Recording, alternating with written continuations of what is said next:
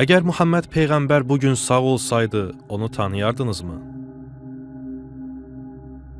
İzdihamın içindən İsa'nın üzünü ayırt edə bilərdinizmi? Bir nəfər sizə yaxınlaşıb, İliya və ya Krishna, yaxud da Budda olduğunu desəydi, inanardınızmı? Öncədən verilmiş xəbərlərdə buyurulur ki, gün gələcək bu şəxslər yer üzünə bir daha ayaq basacaqlar. Dünya onları gözləyir. İnsanlar elə düşünür ki, bunlar bir-birinə zidd olan dinlərdən gələn, bir-biri ilə əlaqəsi olmayan hadisələrə əsaslanan fərqli kəhanətlərdir. Bəs onların hamısı doğru olsa, onda necə? Bu əlyazmalar, rəvayətlər və ilahi mətinlər eyni zamanı və eyni hadisələri təsvir etsə, onda necə? Axır zamanda bir deyil, çox sayda Peyğəmbər geri dönsə, onda necə? Vəhiy kitabında belə yazılıb. Mən gördüm ki, quzu Sion dağında durub. Onunla birlikdə 144 min nəfər var idi. Onların alnında quzunun adı və onun atasının adı yazılmışdı.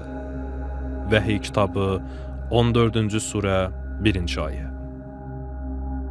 Uzun zamanlar öncə nəbilər, rəsullar və salih kəslər bu sayın içində olmaq üçün dua ediblər. Onlar axır zamanda Mehdi əleyhissalam ilə, Hüseyn əleyhissalam ilə, İsa əleyhissalam ilə birlikdə qayıtmaq fürsətinin həsrətində olublar. Bugün Allah onların dualarına cavab vermişdir. Belə ki, bütün nəbilər, rəsullar, vəsilər və pak kimsələr artıq bu dünyada bir araya toplanıblar. Hər ümmətdən olan gözlənən kəslərin hamısı bugün buradadır. İlyanın qayıdışı Allahın vədidir və Yəhudilər onun zühurunu Maşiyaxın zühurunun əlaməti sayırlar. İbranicə olan İncildə belə yazılıb. Rəbbin böyük və dəhşətli günü gəlməzdən qabaq İliya Peyğəmbəri sizin yanınıza göndərəcəyəm. Malaki 4-cü surə 5-ci ayə. İliya İsa əleyhissalamın zamanında vaftizçi Yəhya olaraq qayıtmışdı. Bunu İsa əleyhissalam özü də təsdiqləmişdi. Çünki bütün peyğəmbərlər və qanun Yəhyaya qədər peyğəmbərlik etdi. Əgər onu qəbul etmək istəyirsinizsə, gəlməli olan İliya odur. Matta 11-ci surə 13-14-cü ayə. 1 milyarddan çox hinduist axır zamanda dini qaydalar tənəzzülə uğradığı və əxlaqsızlıq dünyanı bürüdüyü zaman Krishnanın zuhur xəbərini verən əlyazmalara əsasən onun qayıdışını gözləyirlər. Buddistlər də insanlığın fəsada uğradığı və Buddanın təlimləri artıq bir kənara atıldığı zaman Buddanın reinkarnasiya etməsini gözləyirlər. Xristiyanlar Mikail mələyinin axır zamanda ortaya çıxmağını gözləyirlər. Daniel Peyğəmbər xəbər verib ki, tarix boyu görünməmiş bir əzab, ardından da ölülərin böyük dirilişi baş verdiyi zaman Mikail qalxacaq. Bəziləri əbədi həyat üçün, bəziləri də əbədi xəcalət və rüsvayçılıq üçün diriləcək. Daniel 12-ci surə 2-ci ayə. Allah hər dövrdə hər ümmətlə danışır. Bəs biz həqiqətən qulaq asırıqmı? Bütün bu kəhanətlər eyni zamana və eyni hadisələrə işarə edir. İslami rəvayətlərdə buyurulur ki, sadəcə 2 növ ruhlar reinkarnasiya edəcək. İmanda və küfürdə zirvəyə çatmışlar. Beləliklə də xeyrin ordusu ilə şərin ordusu dünyanı bürüyəcək.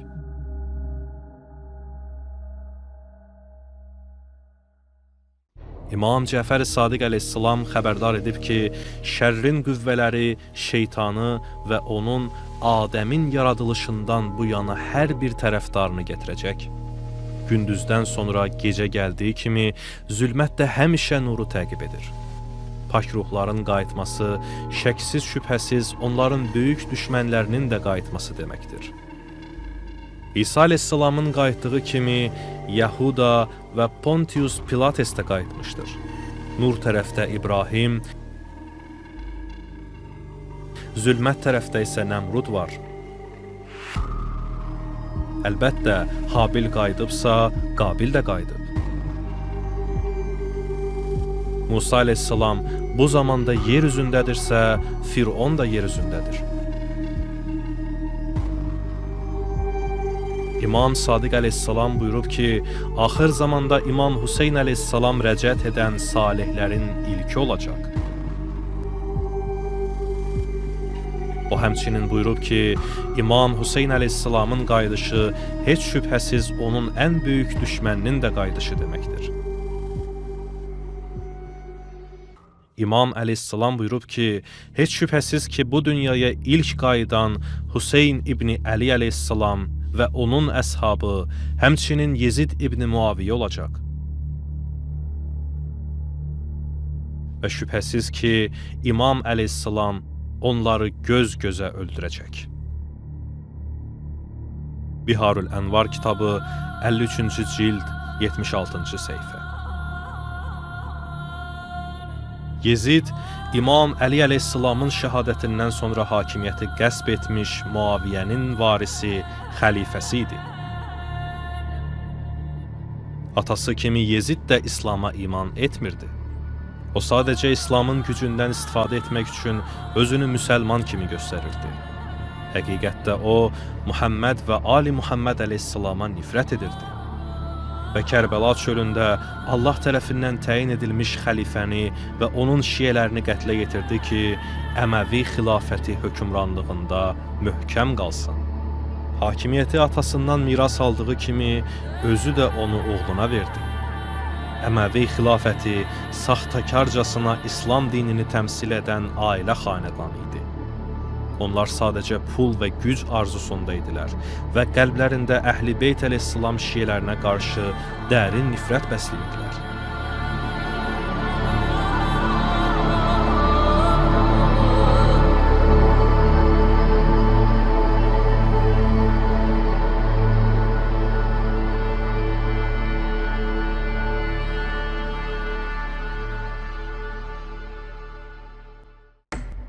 Bu sizə tanış gəlmirmi?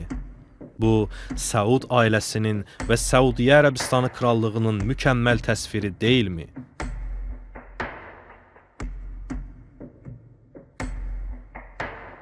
Yezid lənətullah əleyh bu dövrdə də reinkarnasiya etdi və keçmişdə olduğu kimi gücü əlində saxladı. O, Səudiyyə Ərəbistanının kralı Abdullah İbni Abdüləzizdir.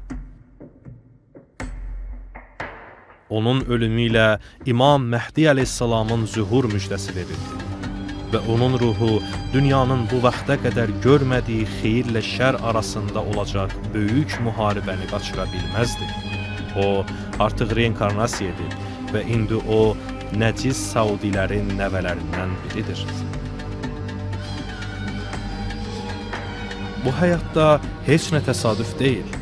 Bizim daima öz keçmişimizlə qismən də olsa bağlantımız var. Doğulduğumuz yerdən tutmuş, görüşdüyümüz insanlara qədər heç nə təsadüfən baş vermir. Ruhlar adətən hər dəfə bir-birlərini maqnit kimi çəkirlər. Bu həm düşmənlərə aiddir, həm də dostlara. İmam Hüseyn əleyhissalamın keçmiş həyatlarından ən böyük düşmənlərinin çoxu bugün onunla birlikdə qayıdıblar. İmam Hüseyn əleyhissalamın ruhu təxminən bir əsr sonra yenidən bir imam və Əli əleyhissalam ilə Fatimə salamullah əleyhanın fiziki nəvələri olaraq reinkarnasiya etdi. Bu dəfə onun adı Musa əl-Kazim əleyhissalam idi. İmam Musa Kazim əleyhissalam da öz ataları kimi öz elminə, xeyrsevərliyinə və əxlaqına görə şöhrət qazanmışdı. Lakin onun şöhrəti o dövrün Abbasi xəlifəsi Harun ər-Rəşid üçün təhdid idi. Harun lənətullah əleyh İmam Musa Kazım əleyhissalamı Bəsrədə həbs edərək zindana atdı. Daha sonra Bağdada sürgün etdirərək orada zindana atdı və hardasa 20 il orada həbsdə saxladı. Harun İmam Musa Kazım əleyhissalamı qadınlarla yoldan çıxarmağa çalışaraq dəfələrlə qətlə yetirməyə cəhd etdi. Lakin hər dəfə qadınlar onunla görüşəndən sonra Allahın dinini qəbul edirdilər. Onun təsiri ilə zindan bələdçiləri də imana gəlirdilər. Bunu görən Harun hər dəfə onu insanlardan təcrid olunmuş yerlərə sürgün etdirirdi. Nəhayət o, yerdə çuxur qazdırıb İmam əleyhissalamı oraya həbs etdirdi. Əsrlər sonra o, bu davranışının hesabını verdi. Zira Harun ər-Rəşid İmam Əhməd əl-Həsən əleyhissalamın dövründə yenidən reinkarnasiya etdi və ömrünün sonuna yaxın İmam Musa Kazım əleyhissalama 4 dəfə etdiyi zülmü eyni şəkildə yaşadı. O, yerdə qazılmış bir çuxurun içində çöməlmiş halda tapıldı. Harun ər-Rəşid bu dövrdə yenidən qayıtmışdı və o, Səddam Hüseyn idi. Zalim rejimi ilə dəfələrlə İmam Əhməd əl-Həsən əleyhissalamı təhdid edən Səddam, tarixin ən əxlaqsız tağutlarından biridir. Görünür ki, onun ruhu davamlı olaraq İraq diyarına meyl edir. Səddam Hüseyn rejiminin dağılması axır zaman əlamətini tamamlanmasını asanlaşdırdı. Muhammed Peyğəmbər əleyhissalam buyurur: vay olsun ümmətimə məndən sonra böyük və kiçik şuranın əlində. Sonra Rasulullah əleyhissalamdan bunlarla bağlı soruşdular. O Həzrət əleyhissalam buyurdu: Böyük şura mən vəfat etdikdən sonra şəhərimdə xilafəti qardaşımdan qəsb etmək və qızımın haqqını qəsb etmək məqsədi ilə keçiriləcək. Kiçik şura isə Zəvrada, yəni Bağdadda, böyük qeybət dövründə mənim sünnəmi və hökmlərimi dəyişmək məqsədi ilə keçiriləcək. 250 əlamət kitabı, səhifə 130. 2005-ci il yanvar ayında İraqda seçkilər keçirildiyi zaman bu kəhanət gerçəkləşdi və beynəlxalq qruplar o dövrdə onu İraq tarixində bütün qrupların ilk azad ədalətli seçkiləri adlandırdılar. Bir il sonra 2006-cı il aprel ayında Nuri Əl-Maliki İraqın baş naziri seçilərək hakimiyyətə gəldi. Lakin bu onun bu müqəddəs torpaqdakı ilk hökmranlığı deyildi. Nuri Əl-Maliki İbrahim Peyğəmbərin zamanında yaşamış və Babilin zalim hökmdarı olmuş Nəmrudun reinkarnasiyasıdır. 2010-cu ildə Nuri Əl-Maliki öz köhnə xəzinəsini geri istəməyə çalışaraq manşetlər hazırladı. Onun ofisində 600-dən çox əntiq əşya tapıldı. Onların içində qədim Babil dövründən qalmış Nəmruda məxsus dəyərli əşya da var idi. Əntiq əşyaları qaçaqmalçılıq yolu ilə ofisdə saxlamaq müəyyən ölçüdə təkəbbürün göstəricisidir. Lakin burada da onun ruhunu nəzərə almağımız lazımdır. Qur'an-ı Kərimdə deyilir: İbrahim, mənim Rəbbim həm dirildir, həm də öldürür dedikdə, Nəmrud, mən də həm dirildir, həm də öldürürəm demişdi. Bəqərə surəsi 258-ci ayə. Nəmrud özünü Allaha rəqib bilirdi. İbrani əlyazmalara görə o, Allahı öldürmək və onun cənnətdəki səltənətini ələ keçirmək niyyəti ilə Babil qalasını tikdirdi. Sizə təəccüblü gələ bilər ki, bir insanı belə bir şey etməyə nə vadar edər? Məlumdur ki, Nəmrudu vadar edən bir şey var idi. Nəmrudun zamanında onu idarə edən və yönləndirən bir şeytan var idi. Bu şeytan iblisə çox yaxındır. Nəmruddan başqa heç kim onu görməzdi. Onun adı Şərşəran idi. Bu şeytan bu gündə də reinkarnasiya etmişdir və yenə Nəmrudun qulağına fısıldadı. Bu dövrdə Şərşəran Amerikanın keçmiş prezidenti George W. Bush olaraq inkarnasiya etmişdi. Onun hökuməti Nuri Al-Malikini vəzifəyə gətirmişdi. George Bush 2000-2008-ci illərdə Dəccal hökumətinin prezidenti olmuşdur. O illərdə onun əlləri ilə İraq və Əfqanistan tənəzzül edərək xaosa uğradı. Və onun hakimiyyətindən qısa müddət sonra regionun qalan yerləri də eyni sona məruz qaldı. 2011-ci ildə Orta Şərq ölkələri köhnə liderlərin yeniləri ilə əvəz edilməsini tələb edərək inqilablara başladı. Misir 30 illik prezidentlikdən sonra Hüsnü Mübarəki hakimiyyətdən saldı. Onun yerinə demokratik şəkildə seçilmiş şəxs isə Muhammed Mursi oldu. Mursi, İlluminatiyə möhkəm bağlı olan Sünni İslam siyasi və sosial hərəkatı olan Müsəlman qardaşlığı hərəkatında siyasi namizəd idi.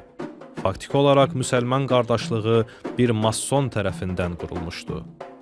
Mursinin Müsəlman qardaşlığı rejimi Sünni ekstremistlərinin Misirdə azlıq təşkil edən Şiə icmasına qarşı müharibə yürütməsinə imkan yaratdı. Onun 2012-2013-cü illəri əhatə edən qısa hakimiyyəti dövründə Misirdəki şiələr böhtan və işgəncələrə məruz qalır, hətta qətl edilirdilər.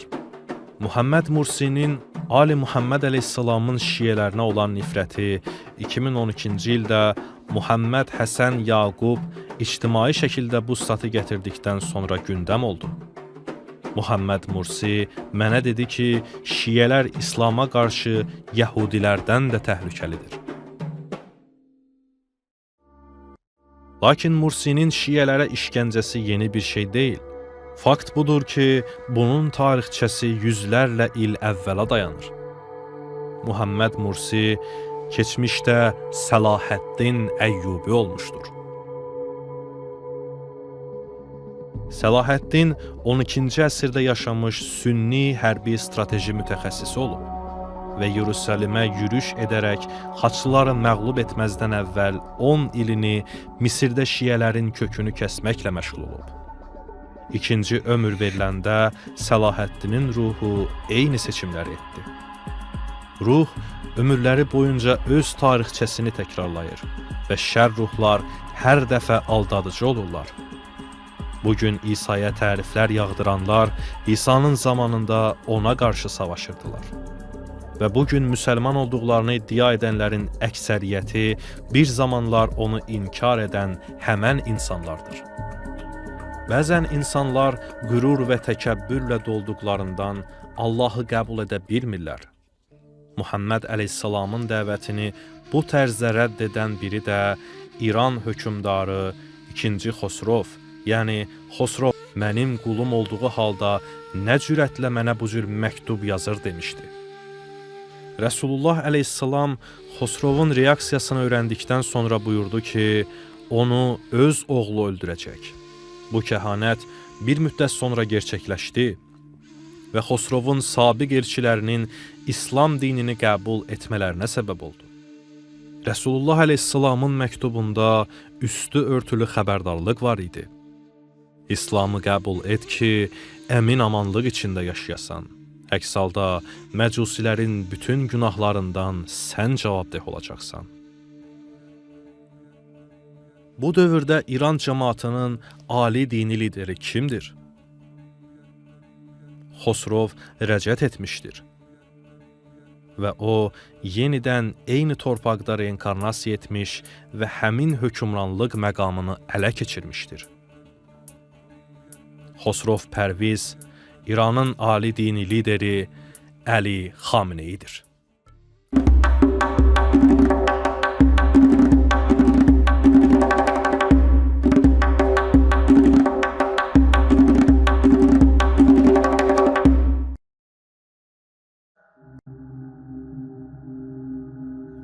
Şərqdə, Qərbdə və hər bölgədə qədim imperiyaların zalım rəhbərləri yenidən öz kürsülərində güc sahibidirlər.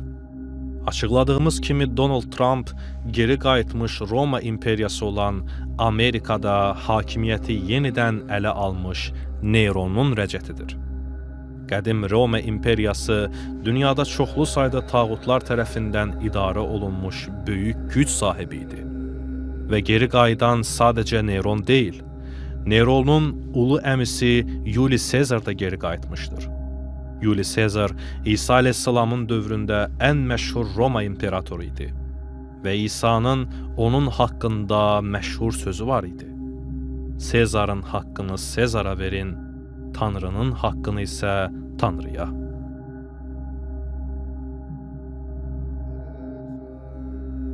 Hərbi general karyerasını müvəffəqiyyətlə başa vurduqdan sonra Sezar siyasətə girdi və imperator vəzifəsinə yüksəldi. Nəhayət, o qədər güc sahibi oldu ki, Roma imperiyasının diktatoru olduğunu bəyan etdi.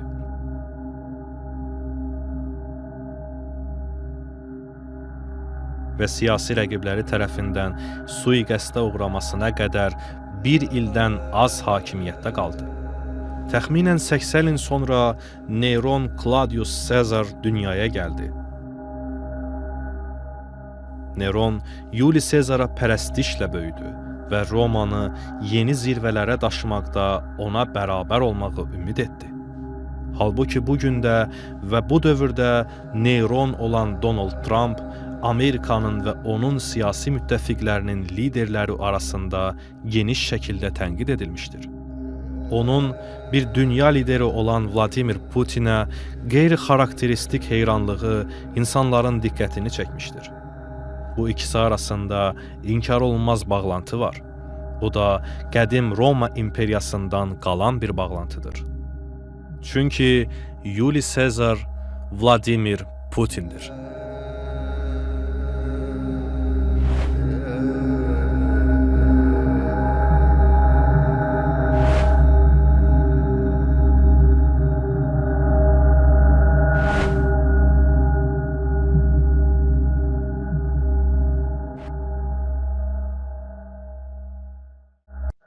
Mədəniyyət baxımından Rusiya əsasən özü-özlüyündə 3-cü Romanı xatırladır. Maraqlısı budur ki, Rus sözü olan çar Roma imperatorlarına deyilən Sezar sözündən törəmişdir. Rusların əksəriyyəti bu sözün 1999-cu ildə prezident olmuş sabiq KGB işçisi Vladimir Putinə yaraşdığını düşünür. O, maksimum 2 dəfə seçiləndən sonra yenə də seçilsin deyə prezidentlik müddətinin artırılmasına icazə verilməsinin mümkün olması üçün qanunu dəyişdirdi. Xəbər yayınları onu dünyanın ən güclü adamı ünvanını vermiş və Trumpı onun yetirməsi kimi qələmə vermişlər. Rusiya xəritədə güclü ordusu olan ən böyük ölkədir. Bu millət heç şübhəsiz Avropa qitəsinin ən önəmli millətlərindən biridir. Halbuki Rusiya hələ də qərarlı şəkildə Avropa Birliyindən aralı saxlanılır. Bu da bir sual doğurur. Niyə? Avropa Birliyi İngiltərənin və digər üzvlərinin ondan çıxmaq istədiklərini vurğuladıqlarına görə bu günlərdə dünya miqyasında müzakirə mövzusudur. Bu ittifaqın ardındakı hikmət nədir? Avropa Birliyi 2-ci Dünya müharibəsindən sonra Avropada sülhü qorumaq məqsədi ilə qurulmuş bir təşkilatdır. Lakin o, geniş miqyaslı iqtisadi islahatlar ilə nəticələndi. Təşkilat Avropa millətlərini bir valyuta və azad bazar iqtisadiyyatı altında birləşdirir, Alman millətinin ilk əvvəl silahsızlaşdırılmasına və 2-ci Dünya müharibəsindən dərhal sonra onlara sanksiya tətbiq olunmasına baxmayaraq, Almaniya hal-hazırda Avropa Birliyinin aparıcı qüvvəsidir. Hətta bəziləri deyir ki, ittifaqın yeganə söz sahibidir. Bu tərtibatla Almaniya hər gün daha artıq varlanmağa davam edir. Alman kansleri Angela Merkel bir çox aspektdən Avropa Birliyinin dünyaya üzüdür. Qəddar təbiəti və kütləvi populyarlığı ilə o, hər zaman Avropa Birliyinin genişləndirilməsini təmin etmək və millətlərə təsir etmək yolunda siyasi boşluqları dolduran bir fiqurdur. Avropa Birliyinin ardında aparıcı qüvvə olaraq Almaniyanın yüksəlişi heç də təsadüfi deyil. Çünki bu birlik millətin tarixində ən məşhur, daha doğrusu ən rəzil bir lider tərəfindən düşünülüb planlaşdırılmışdı. Avropa Birliyi əslində Hitlerin arzusu idi. 1945-ci ildə Hitlerin ana planına Avropada iqtisadi inteqrasiya yaratmaq və federal təməl ilə Avropa Birliyi qurma sxemi də daxil idi. Federal Avropa üçün hazırlanmış nasist plan Leninin federasiya bütün xalqların tam birliyinə keçid formasıdır inancına əsaslanırdı. Hitlerin qurduğu Almaniyanın hökmranlığı altında yeni Avropa Birləşmiş Ştatları planı ilə bugün mövcud olan Avropa Birliyi arasında bir fərq tapmaq qeyri-mümkündür. Halbuki Almaniya aşkar şəkildə 2-ci Dünya müharibəsini uduzdu. Hitlerin nazi xəyalları axırda qələbə qazandı. Bugün uzun zamandan bəridir ki, Avropa Birliyinin gücündən ən çox məsul olan şəxs məhz Merkeldir. O, 13 il Almaniyanın kanseloru vəzifəsində xidmət göstərdikdən sonra hazırki dövrünün sonunda düşəcək. Lakin böyük ehtimal ki, bu onun hakimiyyətinin sonu olmayacaq. Onun adı artıq Avropa Şurasının və Xarici Siyasət İdarəsinin rəisi olaraq hallanır. 2008-ci ildə Merkel Pan-Avropa ordusunun formalaşdırılması üçün çağırış etdi. Belə görünür ki, onun təşkilat üçün planları hələ indi başlayır. Onunla Hitler arasında bənzərliklər hələ bitməyib. Faktiki olaraq, onun barədə Google-da ən çox axtarılan suallardan biri də onun Hitlerin qızı olub-olmamasıdır. Bu dedikodu son illərdə internetdə yayılıb və insanlar hətta bu düşüncənin dəlili olaraq onun Hitlerin sevimli anası Klaraya fiziki bənzərliyindən də bəhs edir. Merkel Hitlerin qızı deyil, lakin onun bu tağuta başqa yöndən bağlantısı var. Angela Merkel, Hitlerin anası Clara Pözel Hitlerin reinkarnasiyasıdır. Həqiqətən də şərrin gücü və ordusu əl-ələdir və bugün gücün taxtlarını əllərində saxlayanlar tarix boyu insanlığı zalım hökmranlıq altında saxlayan həmən kəslərdir. Təsadüfi deyil ki, tarix boyunca güc hər dəfə xainlərin əllərində olub. Bu, şəxsən zülmət ordusunun öndəri olan şeytanın işidir. O, təkəbbürlə Allahın höccətinə səcdə etməkdən boyun qaçırdı və beləliklə xeyir ilə şər arasında müharibə başladı. Cənnətdən qovular qovulmaz, şeytan and içərək dedi, ey Rəbbim, sən məni yoldan çıxartdığına görə mən də yer üzündə itaətsizliyi onlara gözəl göstərib, onların hamısını azdıracağam. Yalnız sənin sadiq qullarından başqa. Quran 15-ci surə 39 və 40-cı ayələr. Və şübhəsiz ki, o, öz andına sadiq qalmaq üçün əlindən gələn edir və gizlicə dünya liderliyinə can atır. Lakin o, müzəffər olmayacaq. Hər dövrdə Allahın höccətini tanımaq imtihanın bir hissəsi olmuşdur. Tarix, rəsulların, nəbilərin və salih qulların açıq-aşkar qəhrəmanlar olduqlarına şahidlik etmişdir. Lakin onların öz zamanlarında bu elə də aşkar deyildi. Onlar sizin və mənim kimi adi insanlara bənziyirdilər. Onların sadəcə bir neçə tərəfdarı var idi və yerdə qalan insanlar onları yalanlayaraq taxtında möhkəmlənmiş rəhbərlərə tabe olmağı seçirdilər. Bu dövrdə də biz eyni seçimlə üz-üzəyik. Odur ki, öz-özünüzə sual verin. Sizə kim rəhbərlik edir?